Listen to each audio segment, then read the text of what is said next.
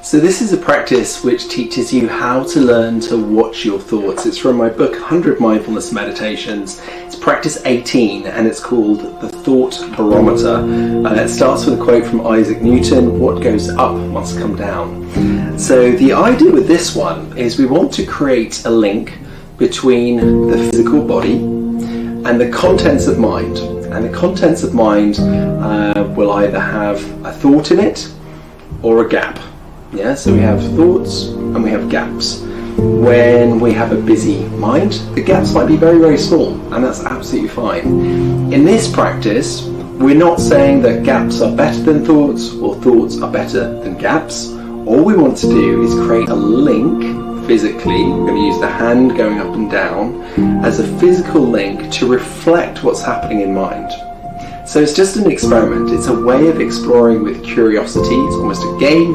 What is going on in mind? So start with my hand down and I just sit, and as soon as I have a thought go through my head, allow the hand to start rising up.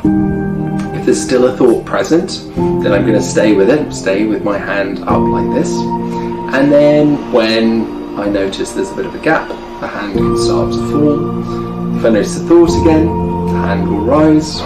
Another gap starts to come along, hand falls.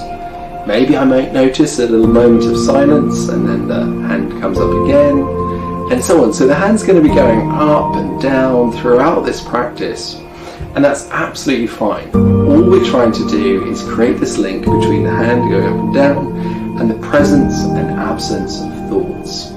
So let's just practice it together. Let's do it for 60 seconds together.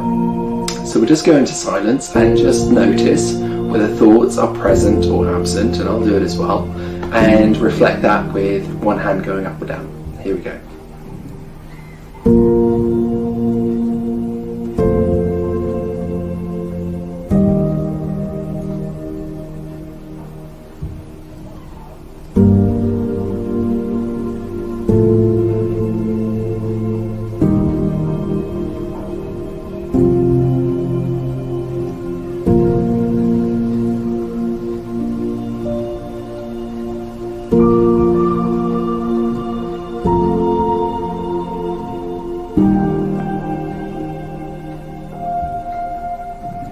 Good. So have a go at this in your own time, in your own meditation practice, and just get to grips with that sense of, oh, is this really a thought?